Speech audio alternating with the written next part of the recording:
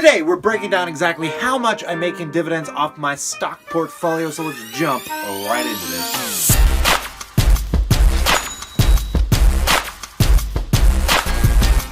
Welcome back to my passive income investors. Today we're just breaking down my monthly update for how much I make in dividends off my stock portfolio. If you are new to this channel, maybe consider slapping a like, subscribing, guys, because this is going to help keep us all on track for our financial freedom in our future, guys. And my goal when I made this channel was just to basically be able to get some information out to people that are interested, because I'm tired of talking to people that don't care about investing or financial freedom. And this entire portfolio is strictly mostly based on cash flow, guys, and I'm going to break this down for you if you've never seen me before. But thank you to the 14 subscribers I've attained over the last month. I am super grateful for you guys sticking around and watching these videos. But let's just jump into the numbers first, and then I'll break down some information for you guys. So at the going into January, I was only making about $550 off dividends. Now going into the month of February, getting through January, I am now making, and I'm going to write this number nice and down and big for you guys, about $4,228 in dividends. And you're probably thinking to yourself, damn, that's a big jump. But if you're new to this channel, the first video I ever posted, I have been liquidating precious metals to re-inject into stocks because the stocks had a huge dip at the beginning of the year, guys, and I couldn't contain myself. I needed some capital injection. I had to get involved. So that's why my dividend has jumped up so much, is because the $15,000 I invested at the beginning of the month. Now, the reason I am doing this is it's going to help me keep on track. My goal for the end of this year, guys, is I'm looking to get this up somewhere closer to about 6,000. It's going to be a rather large leap. I'm going to say about 5,500 to 6,000 will be somewhere in between there, which is going to take roughly a good capital injection of maybe about $20,000. If I can make 5% on average on about 20 grand, that's going to be another 1,000, which would take me to 5,228. If I can just come up with that through work, and then along with the 4,000 that is going to get reinvested from this over the year, that should also take me up about another $100, which will get me really close to that 5,500 mark. But I'm setting my goal a little higher to get this closer to 6,000, so I'm going to have to hustle up for sure to get it up there. But I have good faith in myself that I'm going to be able to pull that off, and it'll be fun to see how the end of the year actually goes through. Now, I am going to make these videos once a month, guys, just because this is going to really keep me focused and on track for dividends. I'm not going to care about my net worth anymore. It's going to fluctuate a lot, but I'm going to try and focus on getting as much of it into getting this up as high as possible. My goal in the next decade is to get this somewhere around $20,000 to $25,000. I think I might even be able to get it higher than that. Again, this sounds like a lot considering you'd have to think about the percentages if you're going to make 4 or 5% or 6%. But this should be a lot higher now as it is, because I own a good 30% of my portfolio is made up by like Apple, Microsoft, even Constellation Brands. These companies don't pay a lot in dividends, but they have a high growth rate. So my goal with them is to hold on to them for about 3 years, and then I'm going to be able to liquidate, probably not all of them because I like holding on to them if they're still good companies 3 years from now. I probably won't sell all of them off, but I'll probably sell off maybe, 50% of it at the max, just to be able to get this number a lot higher. Because again, if you just buy some stocks, there's a lot of stocks that pay like 4 or 5% on average, guys. But even still, like right now, there's starting yields are insane out there. Like we're talking about like MO, Altria Group is paying a huge percentage, and I have been like dialing in. I think this week I'm going to do a breakdown on their books as they just finished their last quarterly reports for 2018. A lot of companies like BTI, the drug stocks right now I think are insanely cheap. The banks were cheap a little while ago. You could have been picking up bank stocks at an incredible discount. If you missed that, I feel bad for you. I was buying a lot of bank stocks, Bank of Montreal, Bank of Nova Scotia, CM. Even if you're in the US, you could have bought Bank of Montreal, Goldman Sachs at incredible discounts, guys.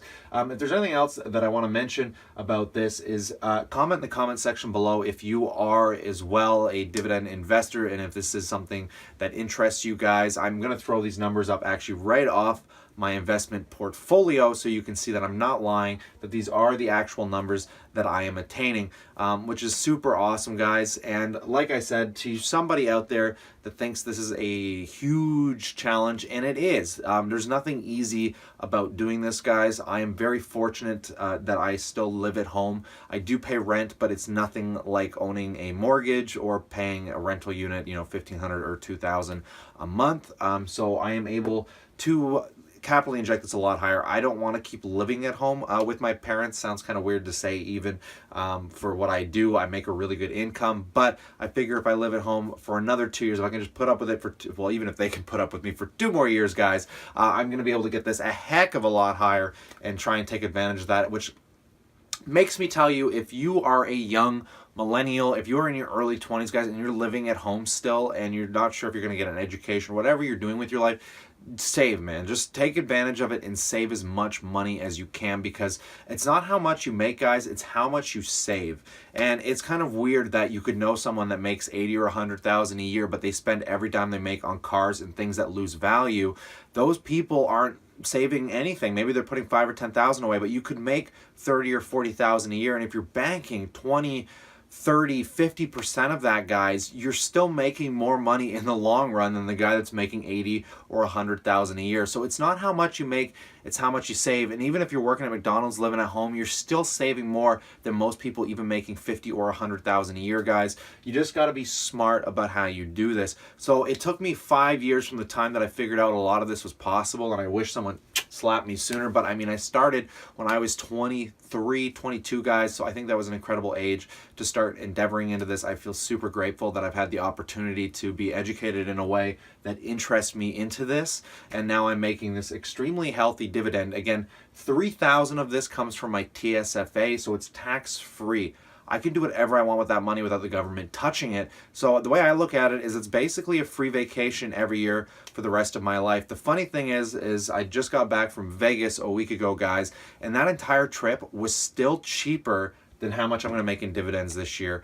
And again, I started with $500, a whole lot of nothing, guys. $500 is nothing to start with at all, and I built this up well over time. Again, it took me about 5 years to get this to where it is, and the fun thing now is if I don't touch it, I don't spend it on trips, it's just going to get reinvested. A lot of it is set up on a drip, so most of this money is just getting reinvested in the stocks completely free, guys.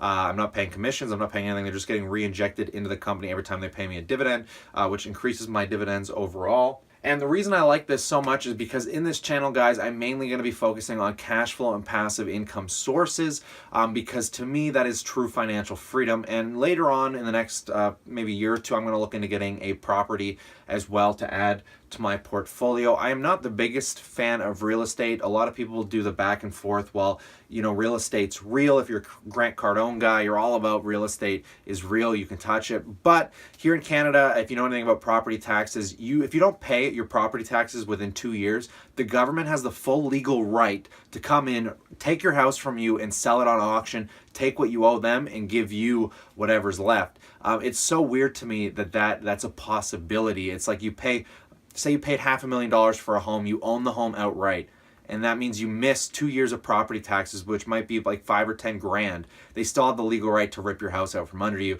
My mom always said that you never actually own the land you live in. So why would you own it to live in it when you can own it to rent it, guys? I think my favorite saying from Grant Cardone, if you don't watch the guy, maybe check him out, is, what is the saying? I'm probably going to slaughter this, but it's, what is it? Live where you rent, or rent where you live and own where you rent. I don't know, I probably said that horribly wrong, but I don't plan on buying a house to live in. I would rather go rent somewhere because I'm going to be moving around a lot for my job. I'm not going to have any stability, but there's nothing wrong with maybe getting a duplex or a triplex to rent out. I'm working on a bunch of different ideas, guys. I'm working with a couple people right now that are really intelligent about leveraging debt into people's mortgages and things like that. I know a guy that's really intelligent right now. He's worth millions of dollars, and he takes a percentage of what he has in equity and he'll liquidate it into debt, and he'll use that debt to go and he has some analysts that'll go and analyze mortgage debt and property debt, anything where somebody needs debt from a private lender rather than a bank, which is usually higher risk. But what these guys will do is they'll go in and make sure the debt that you're loaning to somebody is backed by something that has an asset that's worth as much as you're giving them. So a little bit, again, I don't like trading on margin. I don't believe you should ever trade on debt, but it's not a big deal, I think, if you took 10 or 20% out in a line of credit, and if you are finding a way to reinsure that debt rather than putting it into stocks, because stocks come at a high risk. You can get a margin call on it, and sure, you could get maybe a margin call. I don't even think they can margin call you on a mortgage debt, that's privately loaned. I'm not too sure how that works, but you don't overextend it, guys. No, I wouldn't say, I probably wouldn't do more than 10 or 15% personally, but at the same time, you know, if you can get a line of credit at 3 or 4% and you can mortgage it out at somewhere between 10 and 12%, you're still making 6 to 8% on someone else's money after the debt's paid. I've been analyzing a lot of stuff lately, guys. I'm not going to go on it for much longer here, but I think it's fascinating to just kind of exert this out.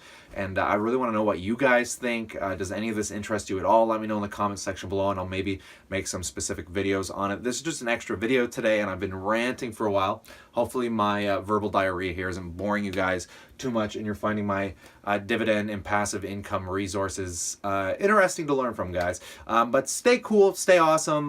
Definitely let me know what you think. The videos coming up this week, guys, I'm going to talk about taxes. I might break down Altria Group. There's going to be a lot of different video ideas that I'm coming up with. So thanks to you 14 subscribers for sticking around for my first month from January to February. I just started this channel. It's brand new. So stay cool, stay awesome, guys, and I will see you probably not tomorrow because I'm working tonight and tomorrow. I just missed yesterday's video. That's why I made this one. But I'll probably see you on Monday.